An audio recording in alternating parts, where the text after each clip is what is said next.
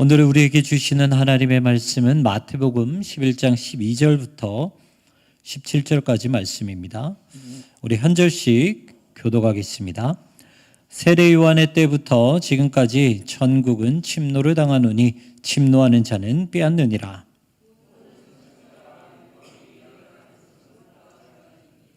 만일 너희가 즐겨 받을진대 오리라 한 엘리야가 곧 이 사람이라. 이 세대를 무엇으로 비유할까? 비유하건대 아이들이 장터에 앉아 제 동물을 불러 이르되 우리가 너희를 향하여 피리를 불어도 너희가 춤추지 않고 우리가 슬피 울어도 너희가 가슴을 치지 아니하였다 함과 같도다.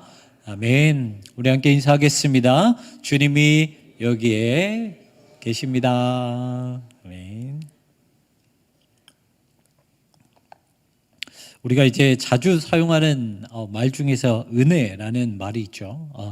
은혜라는 것에는 여러 가지 의미가 있지만 구약적인 의미, 신약적인 의미가 약간씩 다릅니다.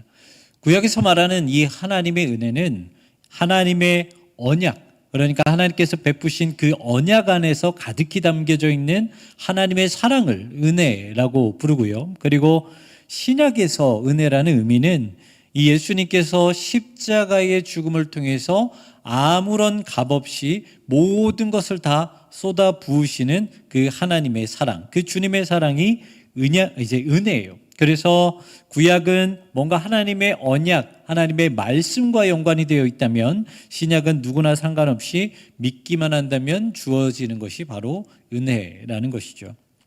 그리고 이 은혜는 특징이 여러 가지가 있는데 그 중에서 두 가지만 말씀을 드리면, 첫 번째 은혜의 특징은요, 받을 사람들에게만 은혜는 주어진다는 거예요. 은혜는 뭐 아무나 이렇게 주어지는 게 아니라 은혜 받을 사람들에게만 주어지는 것이 은혜입니다. 이 성인이 되고 이제 시간이 지나면서 뭔가 하나의 추억거리가 되는 것이 있어요. 바로 이 수련회와 집회 같은 거죠. 이것은 1년에 한 번 혹은 두 번 정도 이렇게 집중해서 진행하는 중요한 사역입니다. 그리고 이 사역을 통해서 신앙이 성장하기도 하고, 그리고 때로는 정말 중요한 결단을 하는 아주 중요한 프로그램이기도 하죠. 그런데 어른이 되면 이런 수련회나 집회가 없어져요. 그래서 언뜻 보면 수련회는 마치 어른이 되기 위해 수련하는 아이들만의 그런 것이라고 생각이 들 때도 있습니다. 그런데 이 프로그램, 이 수련회와 집회 같은 것들은요, 사실 아이들에게도 필요하지만 우리 어른들에게도 되게 필요해요. 왜냐하면 아이들보다는 어른들이 유혹에 더 노출되어 있고, 어른들의 신앙은 자녀와 가족과 교회에 직접적인 영향을 끼치기 때문에 사실 우리가 은혜를 깊게 받는 그러한 사역들이 많아야 한다는 것입니다. 그래서 믿음으로 더욱 든든히 세워져야 한다는 것이죠. 이 수련회와 같은 사역 아마 많이 경험해 보셨을 거예요. 이런 사역은 은혜가 가득히 넘칠 수밖에 없어요. 왜냐하면 이 보통 수련회가 끝나고 그 다음 주에 뭐 바로 수련회 장소로 섭외한다거나 아니면 늦어도 한 해에 처음 시작하는 1월이나 2월 정도에 이제 수련회 장소가 섭외가 됩니다. 그리고 수련회 날짜가 딱 정해졌으면 이제 2, 3개월 전부터 계속해서 수련회를 놓고 기도하게 되죠. 그런데 여러분, 우리가 그냥 기도하나요? 그냥 기도하지 않아요. 작정기도 하고요. 그리고 특별기도 하고요. 그리고 성도님들께 부탁하면서 중보기도도 요청을 합니다. 그러다 보면 이렇게 기도가 계속해서 쌓이다 보면 수련회나 집회나 이러한 프로그램 가운데 하나님의 은혜가 계속해서 겹겹이 쌓여져 갈 수밖에 없는 거예요. 그러니 거기에 가면 당연히 은혜를 받게 되는 거죠. 그런데요, 중요한 것은 그렇게 은혜가 쌓여진 곳이라 할지라도 아무나 은혜를 받는 것은 아니라는 거예요. 은혜 받는 사람들은 먼저 기대를 해요. 은혜 받을 준비를 해요. 이번 수련회 때 하나님을 인격적으로 만나야 되는데, 응답받아야 되는데, 이번에는 하나님께서 나에게 어떤 은혜를 주실까? 이런 것들을 기대하며 사모하며 가죠. 그리고 그렇게 예배에 참여했을 때 우리가 기대하는 것 그 이상으로 하나님께서는 은혜를 풍성하게 주십니다. 그런데 반대로 똑같은 은혜의 자리에 갔는데도 불구하고 은혜 받지 못하거나 오히려 시험에 들고 돌아오는 사람들도 종종 있어요. 이런 사람들의 특징은 거의 대부분 습관적입니다. 늘 갔던 자리이기 때문에 자연스럽게 가는 거예요. 기대감도 없고요, 준비도 없습니다. 그러니 아무리 은혜가 쌓여 있어도 은혜를 받지 못하고 돌아오고요. 그리고 오히려 똑같은 은혜의 장소에 갔는데 누구는 은혜를 받아요. 다른 사람은 은혜를 받아요. 그 은혜 받는 모습을 보고 오히려 실족하고 돌아오는 경우도 있다는 것입니다. 그리고 두 번째 은혜의 특징은 은혜 받을 장소도 정해져 있다는 거예요. 저희 외할머니는 지금 돌아가셨지만 아주 크게 농장을 하셨습니다. 그래서 농장 안에 산도 있고요, 밭도 있고요, 이제 조그만한 그런 개울도 있었는데, 제가 질문 하나 해볼게요. 이 같은 농장이라 그래서 똑같은 냄새가 날까요? 좀 뜬금없는 질문이기도 하지만 21세기에도 불구하고 저희 외할머니께서는 이제 끝까지 고집하신 것이 있어요. 뭐냐면 물론 이제 시중에 판매하는 거름이나 이 비료 이제 사용을 합니다. 하지만 끝까지 고집하신 것이 이 천연 거름을 끝까지 고집하셨어요. 그래서 저희 외할머니 댁에 가면 재래식 변기가 있습니다. 네, 그곳에서 참 별별 추억거리가 많았는데요. 그렇다면 이 같은 농장이라고 해서 같은 냄새가 났을까? 산으로 가면 풀네음이나 꽃향기가 나고요. 그리고 밭으로 가면 이 과일향이 납니다. 그런데 재래식 화장실 옆을 가면 어떤 냄새가 날까요? 그 주변에 무슨 수를 써도 똥냄새가 나요. 어쩔 수 없어요. 무슨 말이냐면 이 꽃이 많은 곳으로 가야 꽃향기를 맡을 수 있는 것처럼 은혜도 은혜를 받을 장소로 가야 은혜를 받을 수 있다는 것입니다. 그렇다면 은혜 받는 장소가 어디일까요? 은혜 받은 장소는요, 교회, 가정, 직장 이러한 장소를 의미하는 것이 아니라 은혜 받은 곳은, 은혜 받을 곳은 예수님이 계시는 곳, 예수님이 함께 하시는 곳이라면 어디가 되었든 은혜 받을 만한 장소가 된다는 것입니다. 마태복음 25장을 보면 신랑을 맞이하기 위해 준비하고 있는 10명의 처녀 이야기가 나옵니다. 간단하게 말씀드리면 10명의 처녀는 모두 다 등불을 가지고 있어요. 그런데 나머지 5명은 여분의 기름을 준비하지 않고 5명은 그 기름을 준비하고 있었죠. 그랬을 때 이 이야기의 결론이 어떻게 마무리가 됩니까? 슬기로운 5 처녀는 신랑과 함께 잔치자리에 들어가죠. 여러분, 이 잔치자리의 의미가 어떤 의미일까요? 잔치자리. 그냥 음식이 푸짐하고 흥겨운 노래가 있는 곳이 잔치자리일까요?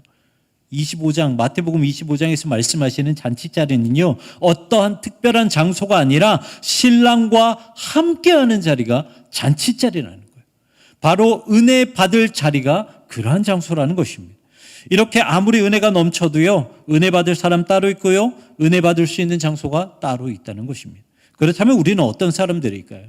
은혜를 기대하고 은혜 받는 곳으로 들어가기 위해서 노력하는 사람들일까요? 아니면 늘 해왔기 때문에 이 영적인 매너리즘에 빠져서 아무런 기대 없이 그냥 신앙생활을 하고 있는 사람들일까요?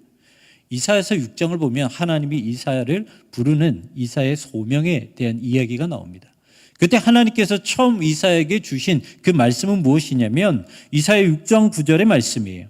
여호와께서 이르시되 가서 이 백성에게 이르기를 너희가 듣기는 들어도 깨닫지 못할 것이요 보기는 보아도 알지 못하리라.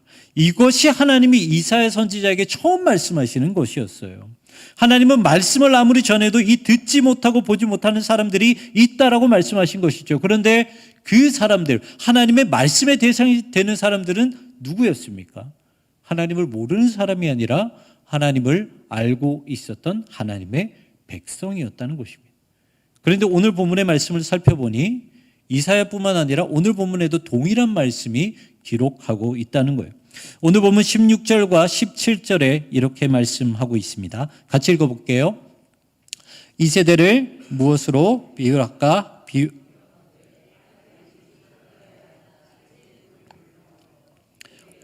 우리가 너희를 향하여 피리를 불어도 너희가 춤추지 않고 우리가 슬피 울어도 너희가 가슴을 치지 아니하였다 함과 같도다. 아멘. 영적으로 침체되어 있어서 무엇을 말해도 반응이 없다는 거예요. 은혜가 넘쳐나는 곳에 있어도 찬양이 흘러나오고 말씀이 선포되는 곳에 있어도 춤추지 않고 가슴 치는 그런 애통함이 없다는 것이죠. 다시 말해 은혜의 장소에 있다 하더라도 은혜 받지 못하고 있다는 것입니다. 이 조엘 비키 목사님이 쓰신 영적 침체에서 벗어나는 길이라는 책이 있습니다. 이 너무 제가 이제 읽어보고 은혜 받은 책인데요. 꼭 한번 읽어보시기 바랍니다. 이 슬라이드를 한번 좀 띄워주시면 이 책을 보면 개인과 교회가 영적 침체에 빠져드는 단계에 대해서 말을 하고 있는데, 먼저 개인이 영적 침체에 빠져드는 그 단계는요, 1단계는 개인 기도를 소홀히 하고, 2단계는 은혜의 수단을 형식적으로 사용하고, 3단계는 내면이 부패해지고, 4단계는 세속화가 되고, 5단계는 이 교제 자체가 다 사라져 버리는 거예요. 이게 영적 침체에 빠져드는 단계입니다. 그렇다면 교회는 어떻게 될까요? 교회가 영적 침체에 빠져드는 단계는 첫 번째는 세속화가 됩니다. 그리고 불신이 있고요, 무관심이 있고요, 하나님에 대해서 무지하고요, 그리고 영적으로 죽음에 이르게 되고요, 인간 중심적인 태도를 갖게 되고요. 그리고 마지막 7번째 단계가 무엇이라고 되어 있습니까? 거룩한 기대감이 상실해 버려요. 하나님이 무슨 은혜를 주시던, 어떠한 복을 주시던, 어떤 역사를 일으키시던 관심 없다는 거죠. 여러분, 영적 침체에 빠졌다는 말은요, 지금 그 사람이 교회에 나오지 않고 예배에 나오지 않고 있다는 말이 아니에요. 신앙생활 하고 있고요, 교회에 나와서 예배도 드린다는 말이에요. 하지만 그의 영적인 상태는 어떻다는 것입니까? 이미 침체가 되어 있다는 것이죠. 여러분, 이게 무서운 것입니다. 나는 신앙생활 열심히 하고 예배에 잘 나온다고 생각하고 있는데 결국 나의 영적인 상태는 이미 침체되어 있다는 것이죠. 오늘 본문에서 예수님은 천국은 침노하는 자들의 것이다 라고 말씀하고 있습니다. 천국은 믿음이 있으면 가는 곳, 천국은 사랑이 있으면 가는 곳, 이렇게 표현하고 있지 않고요, 천국은 침노를 당하는 곳, 천국은 침노하는 자들의 것이라고 말을 하고 있어요. 여기서 침노라는 것은요, 무력으로 빼앗는 거예요. 두들겨 패서 빼앗는 겁니다. 그게 침노예요. 여러분, 전쟁을 할 때 중요한 것이 무엇입니까? 내가 죽이지 않으면 내가 죽는 거예요. 그렇죠? 이게 전쟁입니다. 똑같은 의미예요. 내가 무슨 수를 써서라도 천국을 빼앗지 않으면 내가 천국에 들어가지 못한다라는 의미가 침노라는 의미입니다. 다시 말해, 천국은 어떻게 하면 은혜를 받을지 준비하는 자들에게, 그리고 가난한 심령으로 간절히 나아가는 자들에게만 주어지는 것이 천국이라는 거예요. 그래서 천국은 우리에게 알아서 다가오는 것이 아니라 천국은 빼앗는 곳이라고 말씀하고 있다는 것이죠. 그렇다면 천국을 침노하기 위해서는 우리는 어떻게 해야 될까? 여러분, 천국을 침노하려면 예배 가운데 우리의 모든 것을 다 쏟아 넣어야 합니다. 이렇게 생각할 수 있죠. 지금도 예배를 드리고 있는데 무엇이 문제일까? 이렇게 생각할 수도 있습니다. 하지만 한 번쯤은 냉정하게 생각해 봐야 될 필요가 있어요. 우리는 과연 우리의 모든 것을 다 쏟아 붓고 있는가? 숭실대 권영균 교수님께서 이 중학생 아이들과 어른을 대상으로 한번 이제 실험을 해봤습니다. 똑같지만 이 다른 대상을 가지고 실험을 하셨는데요. 먼저 중학생 아이들에게 이렇게 물어봤어요. 믿음으로 구원을 받습니까? 라고 물었을 때 네 하였습니다. 그리고 나서 이 믿음은 살아있는 믿음이어야 합니다 라고 하니까 또 네라고 했어요. 그러면 살아있는 믿음은 뭐죠? 라고 물어봤더니 행함이 따라오는 믿음입니다. 그리고 나서 교수님은 그럼 행함이 없는 믿음은 구원을 못 받는 거네요 라고 했을 때 이 중학생 아이들은 네 하고 이제 대답을 했다고 합니다. 이 똑같은 질문을 이제는 어른 성도들한테 똑같이 질문했다고 해요. 여러분은 믿음으로 구원을 받는다고 생각하십니까? 라고 했을 때 이 어른 성도님들은 뭐라고 말했을까요? 네 라고 말하지 않고 아멘 이라고 대답을 했어요. 아멘, 믿습니다. 그리고 나서 이 믿음은 살아있는 믿음이어야 합니다. 똑같이 아멘. 살아있는 믿음은 행함이 따라오는 믿음입니다. 똑같이 아멘. 그리고 나서요, 그럼 행함이 따라오는 믿음으로 구원을 받는 거네요 라고 질문했더니 아멘이라는 대답이 반으로 줄어들었어요. 그리고 나서 행함이 없으면 결국 구원을 못 받는 거네요 라고 질문했을 때 아무도 대답하지 못했다고 합니다. 그렇다면 여러분, 이분들이 몰라서 대답을 안 했을까요? 아니죠. 다 알고 계세요. 그런데 왜 대답을 못했을까요? 그렇게 대답하면 안 될 것 같으니까 그렇게 이야기한 거예요. 논리적으로는 예라는 것을 알겠는데 내 모습을 보니까 그렇게 말을 하면 안 될 것 같거든요. 그러니까 앞뒤가 맞지 않아서 대답을 하지 못하는 거예요.